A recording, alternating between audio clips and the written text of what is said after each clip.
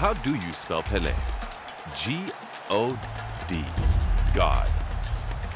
Trying to say that Pelé is much more than a man. He had the gift of ubiquity on the field. He was a natural force who became a national sentiment and a universal legend. Very few people know who is Edson Arantes do Nascimento. But I say, you know Pelé? Then everybody all over the world, they know Pelé. The immeasurable titan of sports was born in Brazil, the Colossus of the South, on October 23, 1940, in the city of Três Coraíes, in the south of the state of Minas Gerais. The child was baptized Edson Arantes do Nascimento, as his father chose his first name in honor of the scientist Thomas Edison. For his mother, he was simply Dico. But for history, Pelé. The legendary nickname came about because the little soccer player greatly admired Pelé, goalkeeper of the Vasco da Gama team at the time. And when the boy was in the goalkeeper's position and caught a ball, he always shouted, "Catch it, Pelé!" mispronouncing the name, so his friends began to call him Pelé as a joke. In 1950, when the Canarinha lost the World Cup final against Uruguay, Pelé promised his father that he would win a World Cup for him. I saw my father cry. I say, why you cry?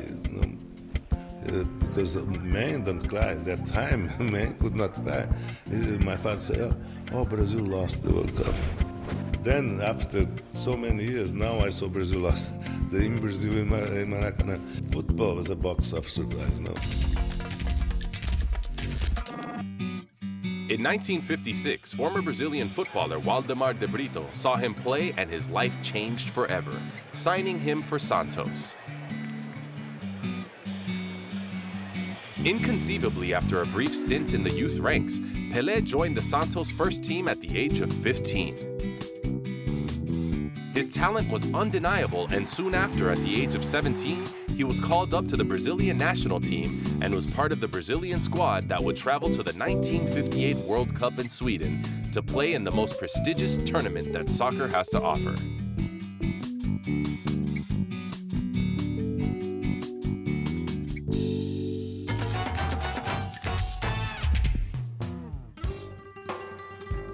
The World Cup in Sweden was the first in history to receive television coverage. This came at an opportune moment, since the world would have the opportunity to witness the debut of one of the greatest players of all time, Pelé.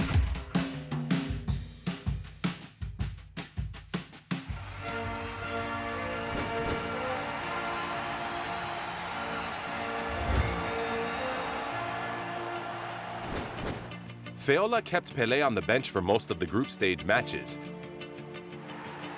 and the eager rookie had to sit out the team's first few games. But after a goalless draw against England, the long-awaited opportunity came. His moment would come against the team from the former Soviet Union. From that match on, Pelé became indispensable for his performance on the field. Then, in the quarterfinals against Wales, he scored his first World Cup goal and gave Brazil the victory. From then on, the Brazilian life was showered with goals, which in himself created an atmosphere of euphoria, hope, and joy. A legend grew around Pelé when he scored a hat-trick against France in the semifinals. Brazil would reach the final of the tournament to face the hosts, Sweden. In that match, Pelé confirmed everything that had been predicted about him, and at the age of 17, he became an icon. Brazil finally won the World Cup, defeating the Swedes 5-2.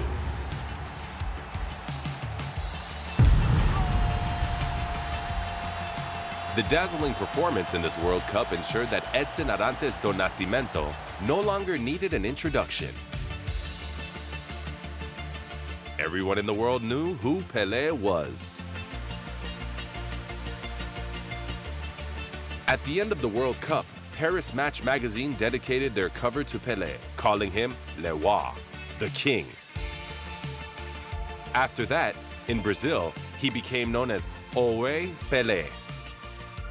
That boy who only wanted to play soccer with his friends made the world fall in love with him and gave Brazil its first Jules Rimet trophy.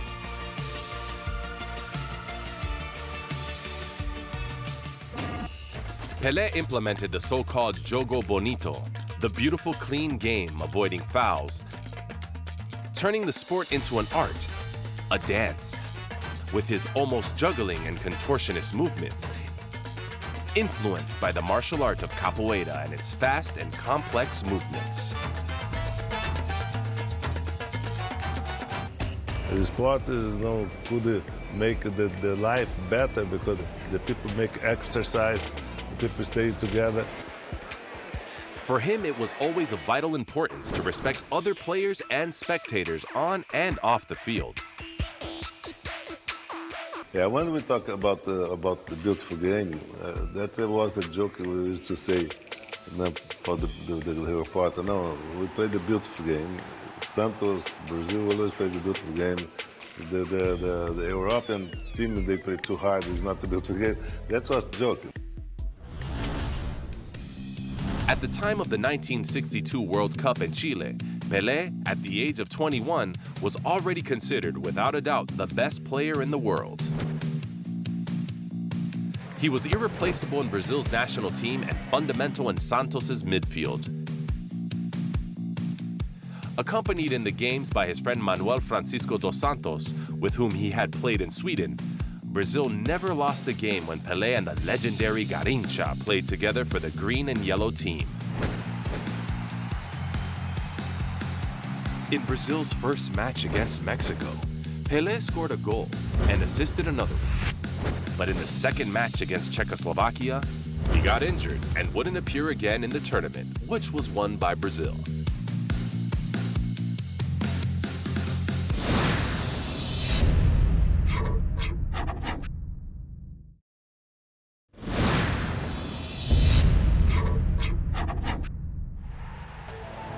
Pelé's presence on the field gathered huge crowds.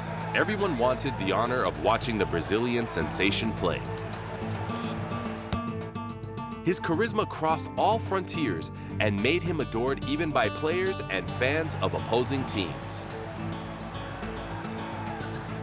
The soccer star's personality was hardly comparable.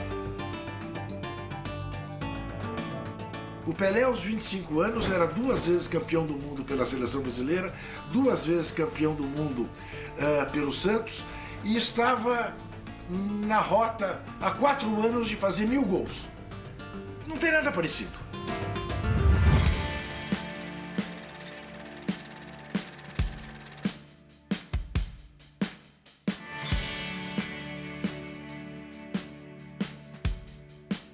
The hosts, the inventors of soccer, were determined to win their first World Cup at any cost. The big favorite, Brazil, was drawn in the group of death: Bulgaria, Hungary, and Portugal. In the first match against Bulgaria, the last game in which Pelé and Garrincha would play together, each scored a goal. But the Bulgarian team played with excessive rudeness, ready to disrupt the Jogo Bonito, and Pelé was relentlessly harassed, with the referees turning a blind eye.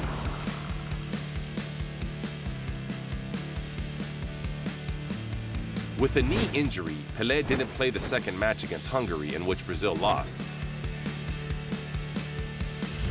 And against Portugal, a game of life and death, Pelé played with a knee injury and was targeted by the Portuguese players, leaving the match injured.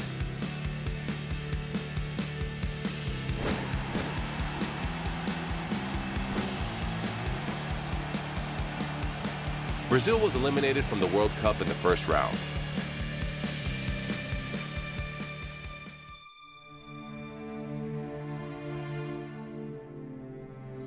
It seemed that the glorious era of the Jogo Bonito had come to an end, and Pelé thought of retiring from the national team, overwhelmed by the increasing roughness of the game and having the weight of an entire country on his shoulders.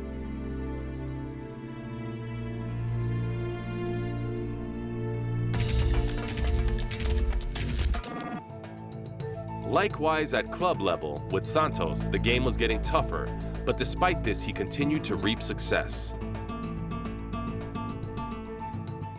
On November 19, 1969, Pelé scored the 1,000th goal of his career at the Maracanã Stadium. Hundreds of people rushed onto the field to cheer the Brazilian star, and the game took more than 30 minutes to resume.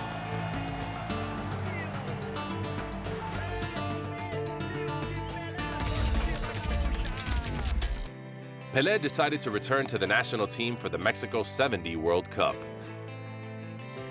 However, coach João Saldanha didn't want him on the team. The Brazilian Soccer Federation intervened and at the last minute selected Mario Zagallo, Pelé's former teammate in Brazil, as coach, who made the King a fundamental piece of the green and yellow team. Brazil arrived as favorites to lift the cup, having in its ranks players like Carlos Alberto, Gerson, Rivellino, Tostão, and of course the majestic Pelé. In the draw, they were drawn against Romania, Czechoslovakia, and the reigning champion England.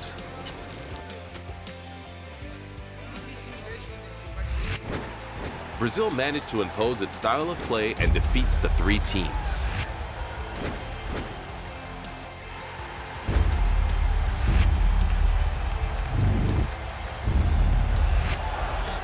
In the quarterfinals, they comprehensively defeated Peru. And then in the semifinals, they faced their nemesis, Uruguay. The shadow of the Maracanazo was still haunting Brazil's collective memory. On July 16, 1950, the level of excitement surrounding the Seleção of Brazil was indescribable, and the moment of truth would come in the final against Uruguay. 200,000 spectators gathered in the majestic Maracanã were about to witness one of the biggest disappointments in soccer.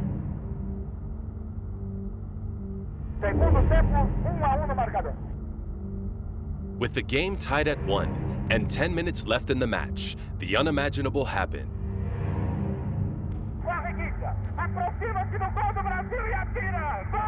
Ginga scored a goal to put Uruguay in front and silence the Maracanã.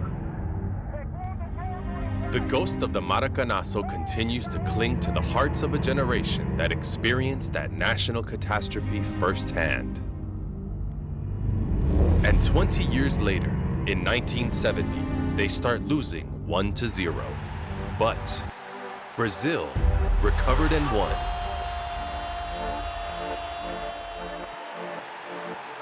Referee Rudy Buckner taking that last look around the field.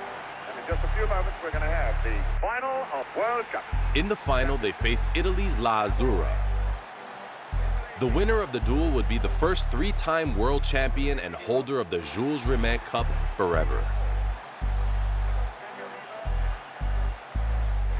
The first half ended 1-1, with Pelé scoring a goal for the Brazilian team.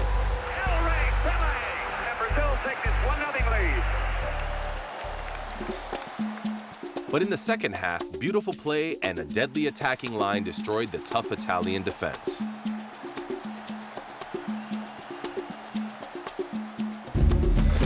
Brazil defeated Italy 4-1 to become the first team to win the championship 3 times. The Brazil team of 1970 was a powerful team that captivated millions with their play. It was a fascinating, mystical team that no one could stop.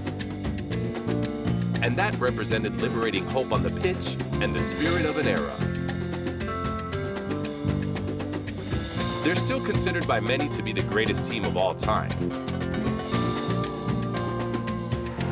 Pelé became the only player in history to win 3 World Cups. He was a global star and a money-making machine.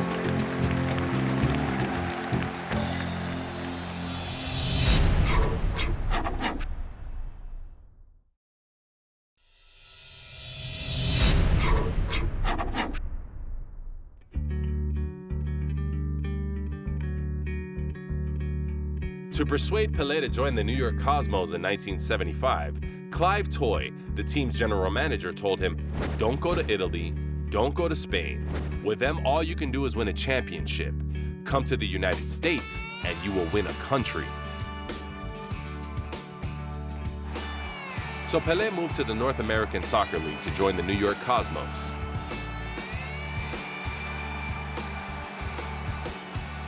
Two years later, along with other renowned stars such as Franz Beckenbauer, Carlos Alberto, and Giorgio Chinaglia, among others, they became champions of the league.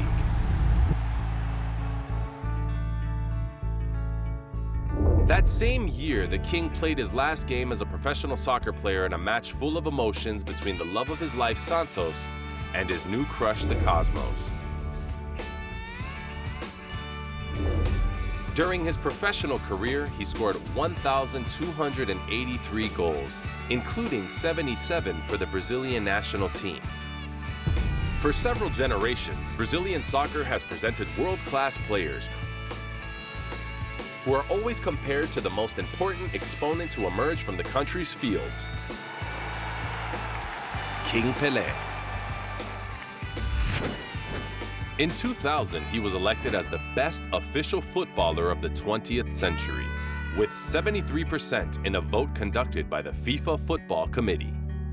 Today, he is considered, along with Di Stefano, Cruyff, Maradona, and Leo Messi, as the world's greatest player of all time. Para mí, honestamente, Messi es el jugador que más está durando. 10 años que Messi ven siempre siendo el mejor jugador. Messi es un jugador que juega para el equipo, que arma, hace pase y hace gol también. After retiring, Edson Arantes do Nascimento was coveted by many brands that wished to be identified with his image, and had several participations in cinema and television. He acted in 10 movies, one of them together with Sylvester Stallone and Michael Caine, Escape to Victory, in 1981, in which he was under the direction of John Huston. And he didn't just act, he also sang. His duets with Elis Regina in the 1960s and the 2006 album Ginga are famous. He was a man on the cutting edge. In 2005, he spearheaded an ad campaign for the drug Viagra and was widely recognized for breaking the taboo of talking about or receiving treatment for erectile dysfunction without questioning masculinity.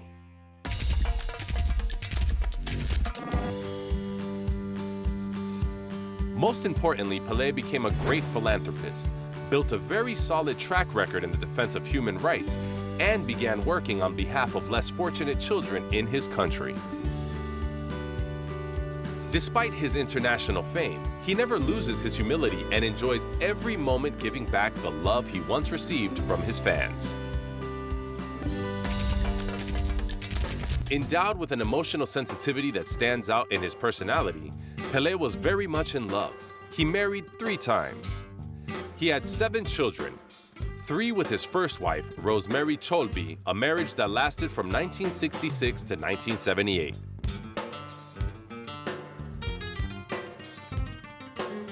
During the 80s, he was romantically involved with the Brazilian entertainer and supermodel Xuxa.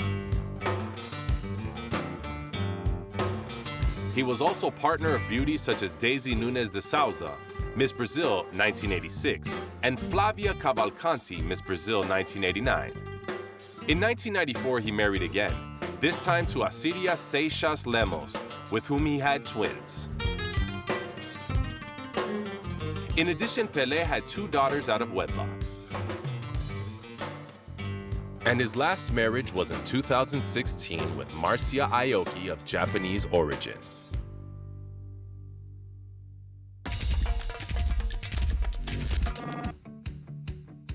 Pelé was always a responsible man of values for whom faith and the recognition of his talent as a divine gift was always present in his life.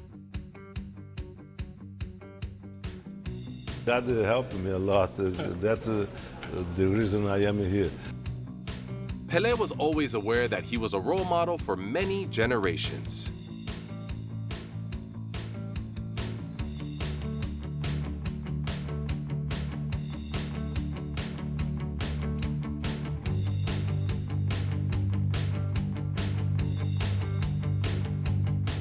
very, very difficult moment today all over the world, no?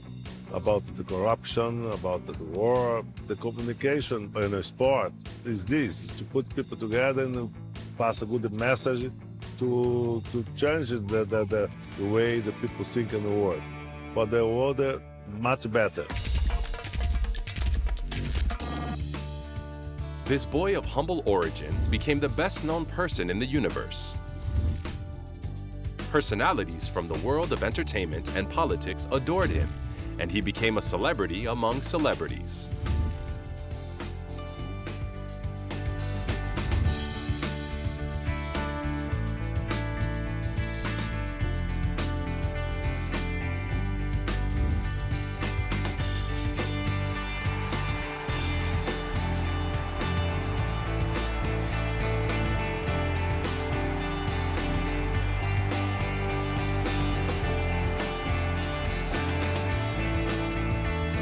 I have to thank God because I played 25 years with Brazil.